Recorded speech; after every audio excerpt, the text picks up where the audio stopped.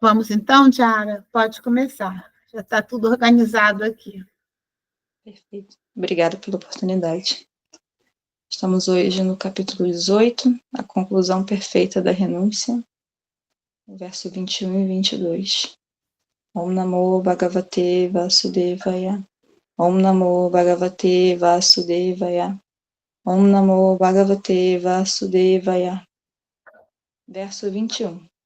O conhecimento com o qual se vê que em cada corpo diferente há um tipo diferente de entidade viva, você deve entender que está no modo da paixão. Verso 22. E o conhecimento pelo qual alguém se apega a um tipo específico de trabalho, como se fosse tudo o que existe, sem conhecimento da verdade, e que é muito escasso, diz-se que está no modo da ignorância. Você pode repetir, Rosa, por favor? Sim. Verso 21. O conhecimento com o qual se vê que em cada corpo diferente há um tipo diferente de entidade viva, você deve entender que está no modo da paixão. Verso 22. E o conhecimento pelo qual alguém se apega a um tipo específico de trabalho, como se fosse tudo que existe, sem conhecimento da verdade, e que é muito escasso, diz-se que está no modo da ignorância. Obrigada, querida. Hare Krishna. Eu vou ler aqui no sânscrito, verso 21.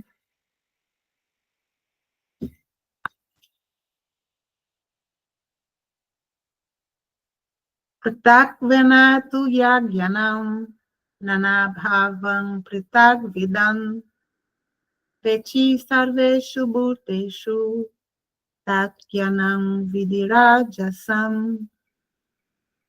Verso 22. Yatu Krishna vadekasmin karye saktam ahaitukam atadvarta vadalpancha tatamasamudak udakutam.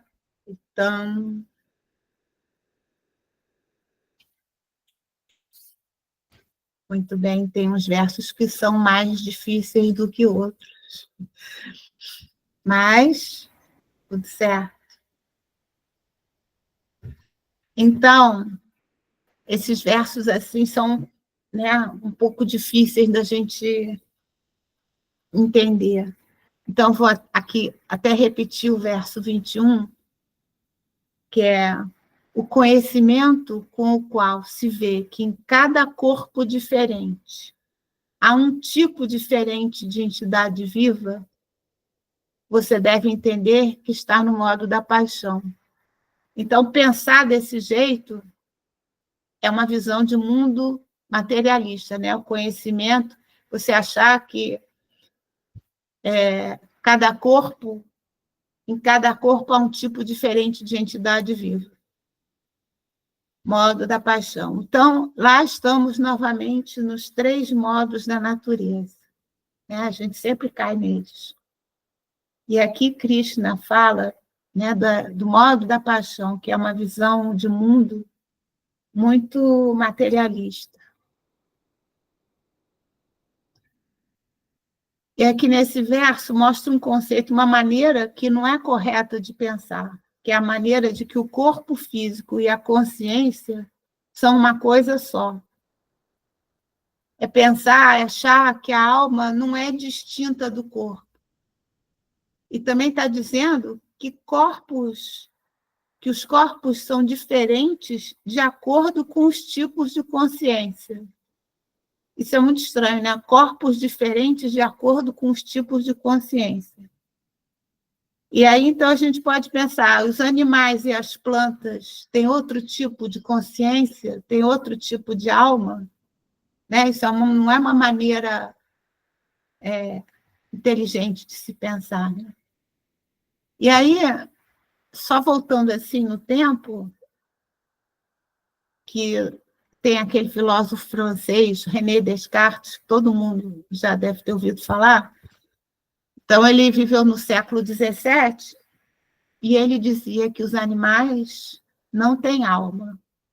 Então, como ele era um filósofo, né, ele argumentava, os animais não têm alma, logo, não pensam e não sentem dor. Sendo assim, os maltratos não são uma maneira errada de agir com eles. Então, ele achava, né, se achava mesmo que animal era lá. Ele dizia aqui, olha, ensinava para os seus seguidores que os animais eram máquinas, que agiam segundo as leis naturais porque eles não têm alma. Então, né, era o animalzinho assim, quase que se fosse um enfeite da natureza para a gente, né? Não sente dor, não tem sentimento, não tem nada. Uma maneira muito estranha de pensar. E hoje em dia a gente, né, vê que não é assim. E esse conceito de que a consciência não é separada do corpo,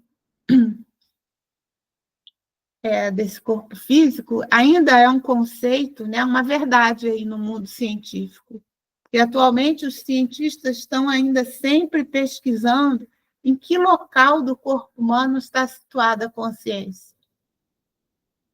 E existem vários estudos científicos, né, porque agora eles chegaram assim, a consciência está no cérebro. E aí, em que área do cérebro reside a consciência? Então, isso é um conceito muito materialista, né? Porque corpo e consciência sendo tudo uma coisa só. Então, o conhecimento, como está dito no verso, no modo da paixão, em rajas. Talvez chamando esse pessoal todo para vir aqui para a Sala dos Mantas, né? Ouvir as gotas védicas, estudar a Bhagavad Gita, talvez fosse mais produtivo isso. E aí, quando eu estava pensando sobre a contextualização desse verso, eu fui lá no capítulo 10, para a gente entender melhor, onde Krishna fala claramente que ele é o Paramatma no coração de todas as entidades vivas. Então, no verso 20 do capítulo 10, Krishna fala: eu sou a superalma, ó Arjuna, situado no coração de todas as entidades vivas. Eu sou o princípio, o meio e o fim de todos os seres. E mais adiante, nesse capítulo 10, Krishna continua: entre os animais selvagens, sou o leão. Dos peixes, sou o tubarão. Então, ele mesmo está dizendo aqui, né, na Bhagavad Gita, que, ao contrário do que o filósofo Descartes dizia, nos animais também está situada a superalma. Ele diz, dos animais selvagens sou o leão, dos peixes sou o tubarão.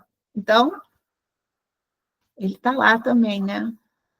E essa visão de mundo é uma visão de mundo no modo da bondade, que é o respeito a todas as entidades vivas, cada uma no seu processo individual de evolução, né? Que é o princípio Ahimsa. Então, os animais têm alma, os animais também têm a sua consciência de outra forma, né? Menos evoluída do que a nossa, mas eles estão caminhando para chegar aqui, assim como nós estamos caminhando para evoluir também. Todos nós estamos no processo de evolução.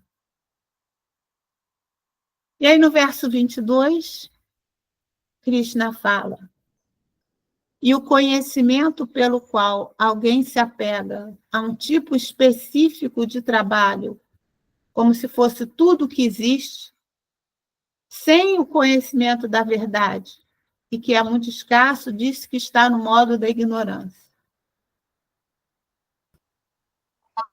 Aí, olha, nós aqui na sala dos mantras, ouvindo as gotas védicas, fazendo nosso sadhana de manhã. Nós aqui estamos, né, nos esforçando para sair do modo da ignorância, tamoguna, né, tamas. Mas a grande maioria das pessoas está vivendo a vida concentrada lá no prazer dos sentidos, no ganho material, sem muita noção das coisas, apegada aos objetos dos sentidos. A grande maioria das pessoas está assim. De um modo geral, elas não estão muito interessadas em viver e agir de acordo com as instruções das Escrituras. Para elas, as necessidades do corpo estão em primeiro lugar, e aí não sobra tempo, né, para o cultivo e o enriquecimento espiritual.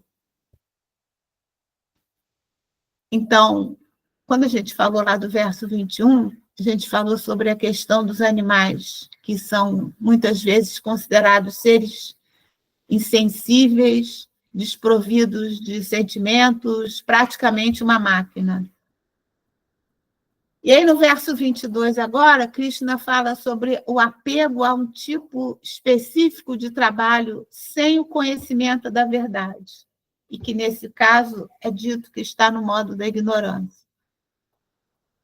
E aí me veio, né, que falar em trabalho no modo da ignorância e sem o conhecimento da verdade, e linkando com o verso anterior, que se fala sobre os animais, o que a gente vai dizer desses abatedouros de bois, dessas granjas de porcos, de galinhas, as fazendas de peixe, dos maus tratos às vacas, enfim, isso tudo que nós sabemos que acontece por um único motivo.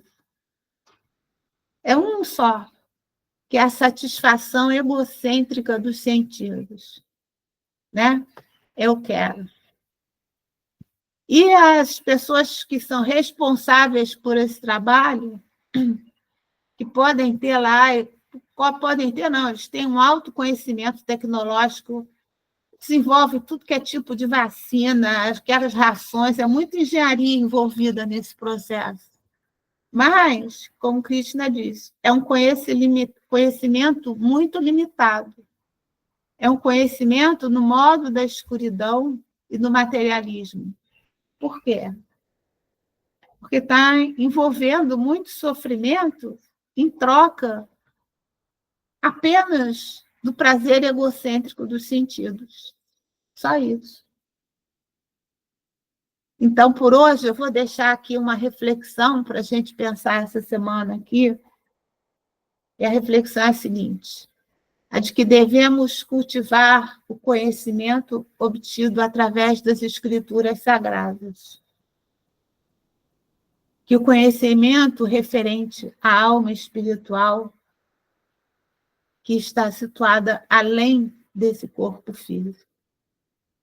Então, vou repetir: vamos cultivar o conhecimento que a gente obtém através das escrituras, da leitura da Bhagavad Gita, de assistir aqui as gotas védicas.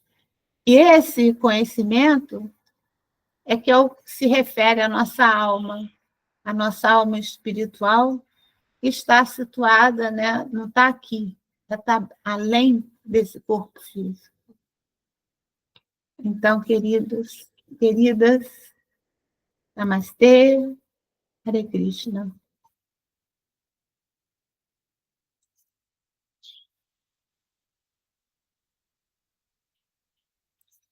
Muito bem, deixa eu parar aqui.